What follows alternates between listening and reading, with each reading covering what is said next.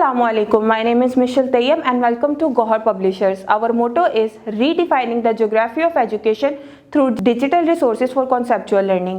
और हम जो है वो पढ़ रहे हैं गोहर सोशल स्टडीज़ जो कि है क्लास 5 के लिए। हम हैं चैप्टर नंबर 5 ज्योग्राफी पे और आज जो है वो हम पढ़ने जा रहे हैं बोर्ड्स के हवाले से। तो आइए चलते हैं अपने लेक्चर की तरफ। Bolts, the first letter of bolts is B, that is for border. Border. Every map has a border. Also, border means the international limits which separate the country's land or sea from the other country's land or sea. अच्छा जी, border किस तरह से होता है आप उसको easily देख ले। जिस तरह के आपके बॉर्डर्स होते हैं, आपकी एक लिमिट होती है, उस लिमिट के बाद जो है वो दूसरी कंट्री स्टार्ट हो जाती है और उस कंट्री में जाने के लिए आपको परमिशन की ज़रूरत होती है। तो जहाँ तक आपकी लिमिट है उसे हम बॉर्डर कहते हैं। और ये जो है वो मैप पे भी मौजूद होता है। आपने मैप में भी लिमिटेड जो जगह है उसके अंदर ही अपनी कंट्री को जो है वो बनाना है या आप ड्रॉ कर रहे हैं तो वो भी लिमिट के अंदर। The second letter of bolt is O, that is for orientation. Orientation. A map has an orientation which means the location, angle or direction. It shows the location, angle और direction on the map. अच्छा जी, आप जो है वो map को देखते हो और मैप के ज़रिए जो है वो आपको पता चलता है कि आपकी जो कंट्री है वो किस साइड पे आती है, यानी उसकी डायरेक्शन क्या है। उस डायरेक्शन को हम ओरिएंटेशन कहते हैं। The third letter of bolt is L, that is for legend. Legend. Maps have legend.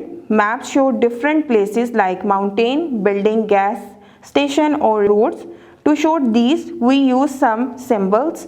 Those symbols are called legends. For example, to show a gas station, we can use the symbol.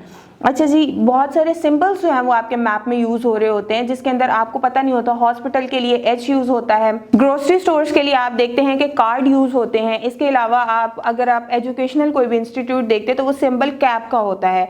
आप restaurant पे चले जाते हैं तो आपको fork और knife बना आ रहा होता है, उससे आपको पता लग जाता है कि ये यहाँ पर कोई रेस्टोरेंट है। उन सिम्बल्स को जो शो होना होता है उसे हम लेजेंड बोलते हैं। नेक्स्ट वो कहता है the fourth letter of bolt is T. T is for title. Title. A title on a map tells you that what is the name of the map and what kind of map is it. It is a road map, a weather map or a country map. अच्छा जी, title होता है कि आपके जो map है वो है किस चीज़ का। आपकी अपनी कंट्री का है, आप अपनी सिटी का मैप बना रहे हैं या पूरे जो होल वर्ल्ड है आप उनका मैप बना रहे हैं, तो आप ऊपर टाइटल देते हैं ताकि पढ़ने वाले को आसानी हो। The fourth letter of bolt is S, that is for scale. Scale. A map is a small place to show a big side. So we show long distance in a short way. For example, if we want to show 100 km on a map, then we will show 1 centimeter is equal 100 km. That means 1 cm on map equals to 100 km on ground. This is called scale. आप जो है वो आप distance को भी short करके बताते हो। ईजीएस्ट वे में आप अपने मैप को बनाओगे तो सामने वाले को समझने में उतना ही ईजी होगा। आप इसको और इजीली देख लो, आपको एक डायग्राम नज़र आ रही है जिसके अंदर उन्होंने ईजी करके बता दिया है कि ये सारे जो आपने पीछे सिंबल्स पढ़े आप उन्हें कैसे यूज़ कर सकते हो। पहले उन्होंने टी फॉर टाइटल जो है वो बता दिया कि पाकिस्तान का मैप है।